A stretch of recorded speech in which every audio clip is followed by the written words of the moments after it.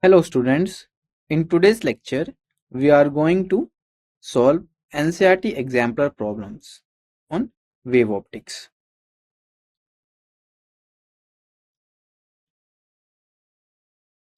This is disclaimer. Learning objectives. After this lecture you will able to understand key concepts of wave optics including interference, diffraction, polarization and their practical applications in optical instruments. Apply mathematical principles to solve problems related to wave optics phenomena, particularly in analyzing wave behavior, calculating path differences, and determining optical properties of materials. So in today's lecture, we will cover NCERT exemplar problems on wave optics. There are total 23 questions. But we are going to cover 7 questions, and these are 10.2, 10.14, 10.5, 10.16, 10.7, 10.19, 10.9 and 10.15. So let's start. So this is multiple choice question. So question is, consider sunlight incident on a slit of width 10 raised to the power 4 angstrom. The image seen through the slit shows what? Options. A is be a fine sharp slit, white in color at the center. B, a bright slit, white at the center, diffusing to zero intensities at the edges. C, a bright slit, white at the center, diffusing to regions of different colors. D, only be a diffused slit, white in color. So which options is correct? Let's see the solution. So the correct answer is A. Be a fine sharp slit, white in color at the center. So first given terms, width of the slit is equal to 10 raised to the power 4 angstrom. It means 10,000 angstroms. Wavelength of sunlight varies from 4,000 angstrom to 8,000 angstrom. As the width of slit is comparable to that of wavelength, hence diffraction occurs with maxima at center. So at the center all colors appear. For example, mixing of colors from white patch at the center. In other words, the different colors in sunlight interface and overlap at the center, creating a sharp bright white region. This is why the correct answer is that you see a fine sharp white slit at the center. Now let's briefly consider why the other answer choices are incorrect. So B is incorrect. Alright, because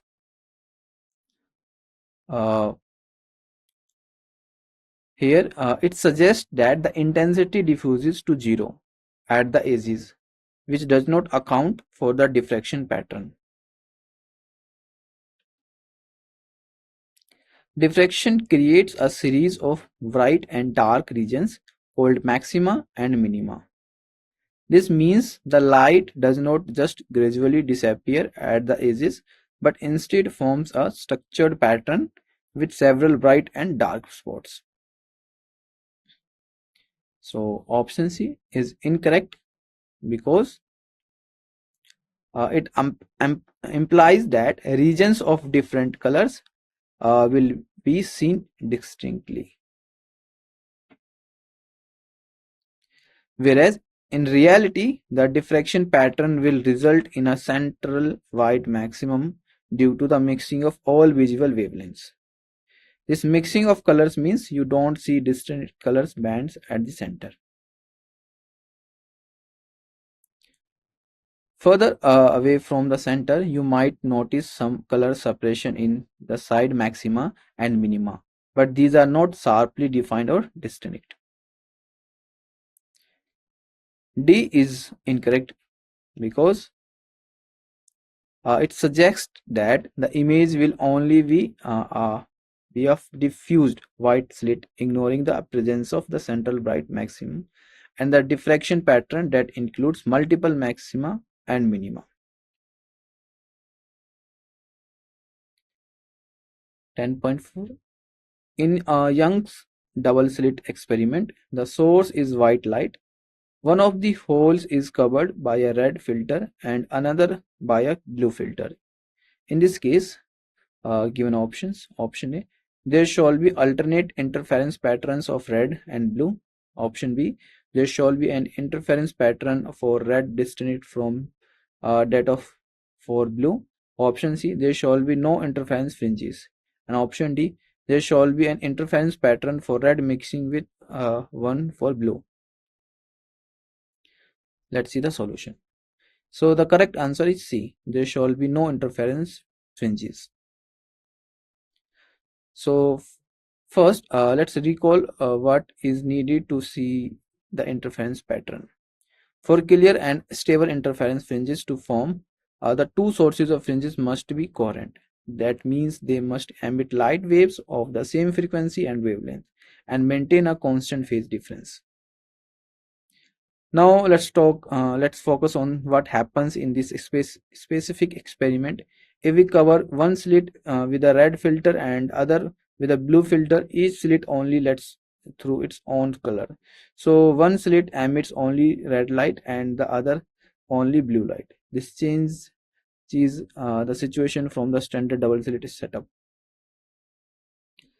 Red and blue light have different wavelengths and frequencies. Because of this, the light coming from each slit is not coherent with the other. Incoherent sources cannot produce a stable interference pattern. As a result, we won't see any interference fringes on the screen. The screen will just show a mix of red and blue light, but no pattern of the fringe and dark bands. So now let us see why the other options are wrong. So option A is incorrect. It suggests that we will see alternate interference patterns of red and blue, but that's not correct. The reason is that the two light sources, red and blue, are not coherent. Coherent sources are needed for a stable interference pattern, and here the light from each slit is different. Coherent sources emit light waves that have a constant phase difference, the same frequency and the same wavelength. In this case, red and blue light have different wavelengths and frequencies, so they cannot produce a stable interference pattern together. Option B is incorrect. It claims there will be a distinct interference pattern for red and another for blue. This is also incorrect for the same reason. The sources are not coherent. Without coherence, the light waves from each slit cannot combine to form clear, stable interference fringes. So coherence is so important for interference fringes to appear. The light from both slits must have a same wavelength and frequency. Since red and blue light are different in both respects, no clear interference pattern will form. Alright. Now, option D is incorrect. It suggests that we might see an interference pattern where red and blue mix together, but that's not correct. The reason is that the two slits are not emitting light of different colors, which means the light waves are not coherent. Without coherence, the light waves from the two slits can't consistently add up or cancel out at specific points on the screen. This means we won't see the kind of interference pattern we expect from a double slit experiment. Question is, figure shows a standard two-slit arrangement with slits S1, S2, P1, P2 are the two minimum points on either side of P. Look at figure. At P2 on the screen there is a hole, and behind P2 is a second two-slit arrangement with slits S3, S4 and second screen behind them. Given options. Option A, there would be no interference pattern on the second screen, but it would be lighted. Option B, the second screen would be totally dark. Option C, there would be a single bright point on the second screen. And option D, there would be a regular two-slit pattern on the second screen. Alright. So correct answer is D. There would be a regular two-slit pattern on the second screen. Let's see the solution. So according to question, there is a hole at point P2 as mentioned. So according to Huygens principle, every point on a wavefront acts as a source of new wavelets. In our setup, the waves from S1 and S2 interference and create a pattern of bright and dark spots on the first screen. The interference pattern is a result of path difference between the waves from the two slits. The screen at this stage records where the waves reinforce and cancel each other. Now each point on the screen, including P2, acts as a secondary source of wavelets. This means that the light passing through the hole at P2 can spread out again and interact with the new slits S3 and S4 behind it. Even though P2 is a minimum, the wave that does pass through can still create a new interference pattern with a second set of slits. Alright. Now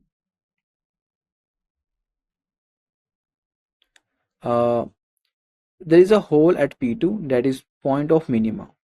Even though P2 is a minima and destructive interference and is happening at P2, the hole at P2 acts as a new source of light for the next set of slits S3 and S4. This means that whatever light does make it through P2, no matter how little, will spread out and illuminate the second pair of slits.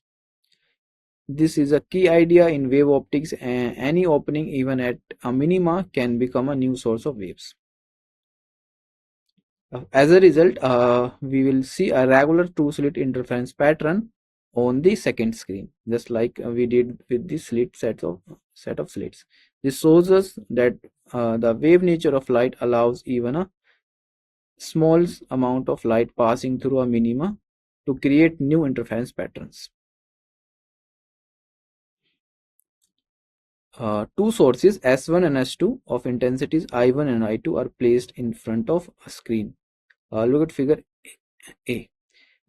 The pattern of intensity distribution seen in the central portion is given by figure B.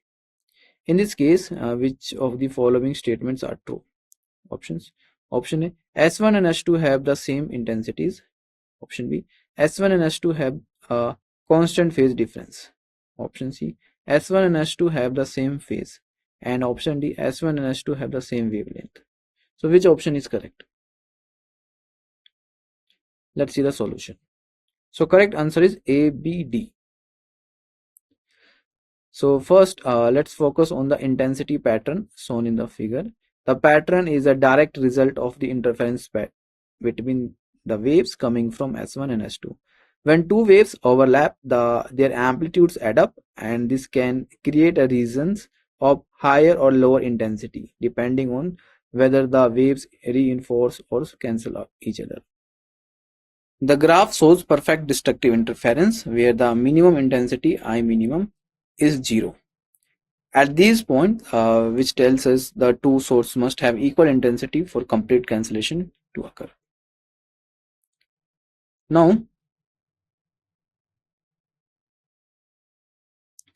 first let's recall how to calculate the resultant intensity when two waves interfere.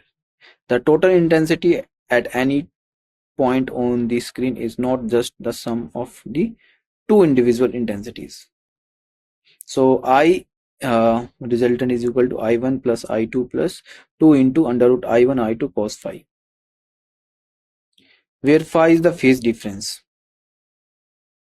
The minimum intensity occurs when cos phi is equal to -1. So I minimum is equal to I1 plus I2 minus 2 into under root I1 I2 is equal to under root I1 minus under root I2 whole square.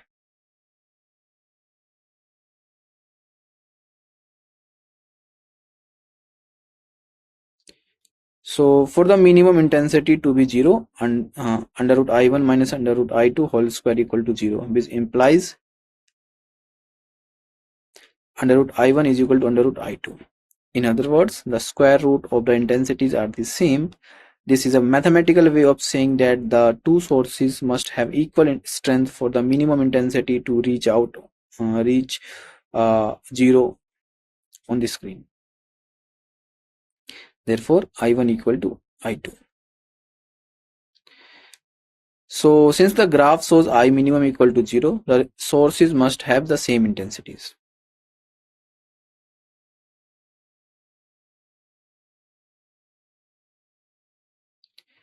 First, observe that the pattern on the screen has alternating maxima and minima. These are the bright and dark bands. This is a classic interference pattern which happens when two sets of waves overlap and combine. The bright spots are where the waves add up constructive interference, and the dark spots are where they cancel each other out destructive interference. Since we see a clear interference pattern, this tells us that the two sources S1 and S2 must be coherent. Coherent sources are needed for a stable and visible interference pattern because their waves maintain a fixed relationship with each other. Two sources are coherent when they emit waves of the same frequency and wavelength, and most importantly, the phase difference between their waves stays constant over time. This constant phase relationship is what allows the interference pattern to remain steady and visible. So for S1 and S2 to produce this pattern, they must have the same wavelength and a constant phase difference. This is a key requirement for any interference experiment, whether it's with light, sound, or even water waves. Alright, so S1 and S2 have the same phase is incorrect. The phase difference phi between the two sources varies across the screen depending on the path difference. Maxima occur at positions where the phase difference is an even multiple of pi, and minima occur where it is an odd multiple of pi. Therefore, the sources do not have the same phase at all points. Therefore, the phase difference is constant over time but varies with position.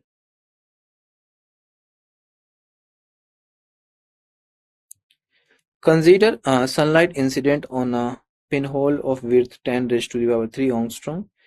The image of the pinhole seen on a screen shall be given options. Option A, a sharp white ring. Option B, different from a geometrical image. Option C, a diffused central spot, white in color. And option D, diffused colored region around a sharp central white spot. So correct answer is B and D. So first, let's clarify the data given. The width of the pinhole is 10 raised to the power 3 angstrom, or we can say 1000 angstrom. We know that wavelength of sunlight ranges from 4000 angstrom to 8000 angstrom. Clearly, wavelength lambda is comparable to width of the slit. Because of this, the light does not just pass straight through the pinhole. Instead, it spreads out or bands around the edges, a phenomena called diffraction. As a result,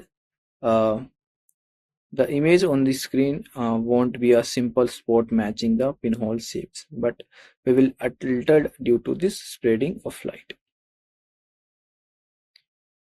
Diffraction pattern consisting of a bright, sharp central white spot surrounded by a series of dimmer, colorful rings. The colors arise from the different wavelengths of light being diffracted at slightly different angles. So now let's consider why other answer choices are incorrect.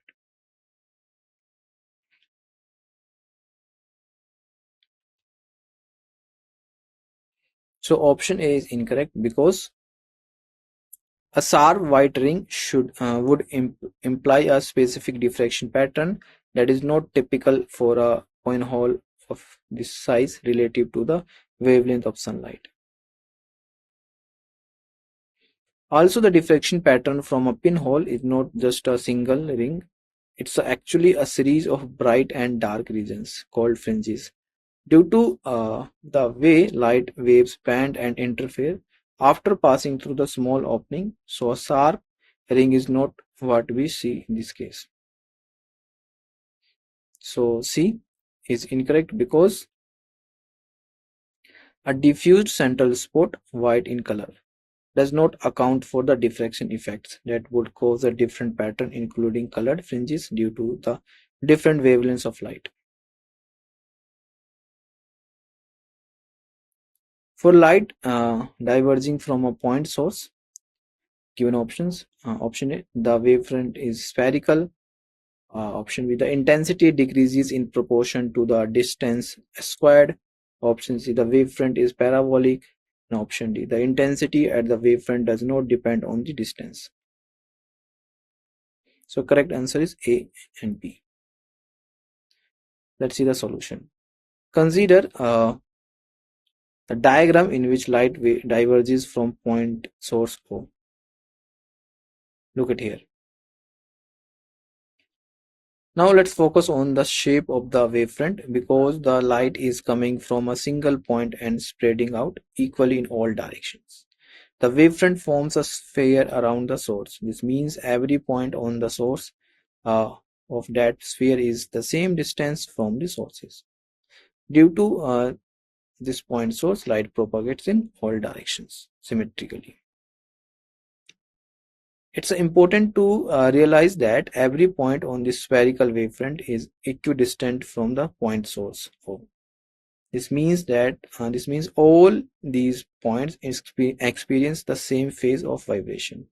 Think of it like the crest of a water wave spreading out in a perfect circle from where you dropped a stone. Now, let power of the source is P.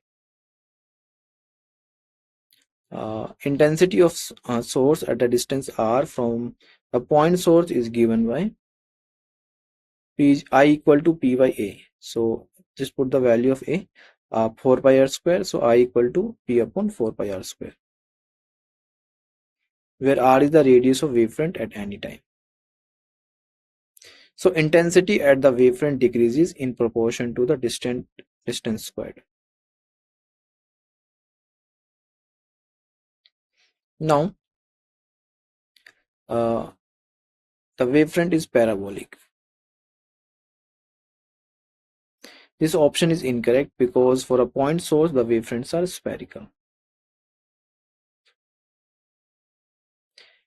Parabolic wavefronts are usually seen with sources that are not point sources, like a beam of light that has been focused or collimated. So for a true point source, we should always expect spherical wavefronts, not parabolic ones. Option D, the intensity at the wavefront does not depend on the distance. This option is incorrect because the intensity of light from a point source decreases with the square of the distance from the source. 10.15. A Polaroid is placed in front of monochromatic source.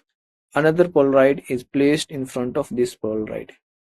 and rotated till no light passes. A third polaroid is now placed in between first and second. In this case, will light emerge from second? Explain. Let's see the solution. Thinking process. First, remember that natural light like sunlight is unpolarized. Means the electric field of the light vibrates in all possible directions perpendicular to the direction of travel. It's important to know that polarides only allow light vibrating in a specific direction to pass through, which is called polarization. So, in the diagram shown, a monochromatic light is placed in front of polaroid, as shown in below. So, notice the image showing the sequence monochromatic source, polaroid I, and polaroid first and polaroid second. This visual representation helps us understand how the light's polarization changes as it passes through each polaroid.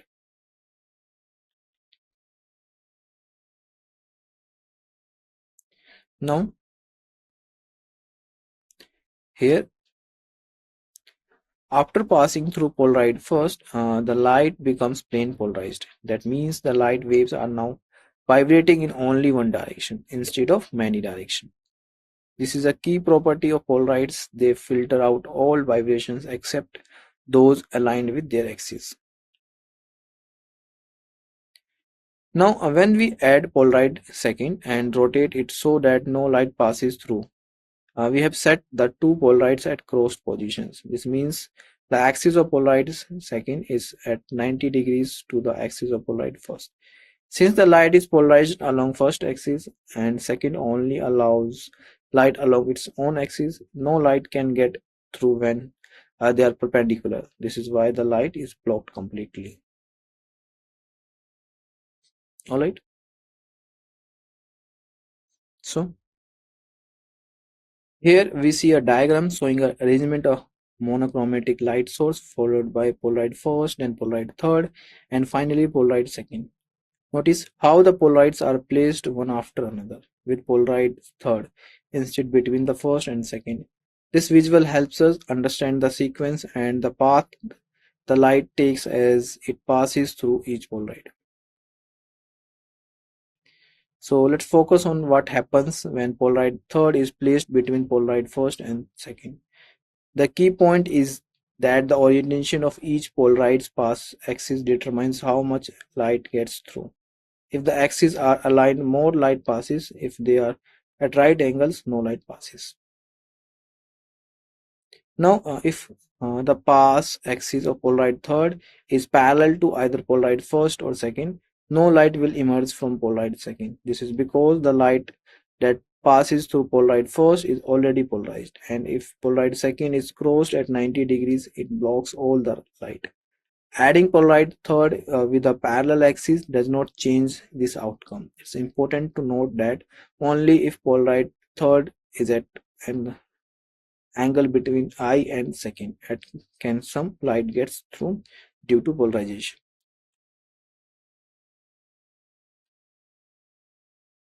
So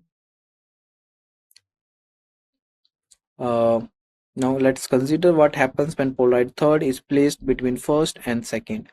Unless the transmission axis of polaroid third is exactly parallel to the axis of first or second, something interesting happens. The key idea is that polaroid third changes the orientation of the light's polarization, so the relationship between first and second is no longer strictly perpendicular. Because of this change, light will now emerge from polaroid second. The pass axis of second is no longer at 90 degrees to the pass axis of third. So some component of polarized light can get through. Also, the pass axis of first is not perpendicular to the pass axis of third, and this means and the pass axis of third is not parallel to second. This means the light's polarization is rotated in steps, allowing some light to make it through all three polarides. The key takeaway is that the orientation of each polarized axis determines how much light passes, and inserting a third polarized at the angle can actually increase the transmitted light compared to just two crossed polarites. Thank you for your attention.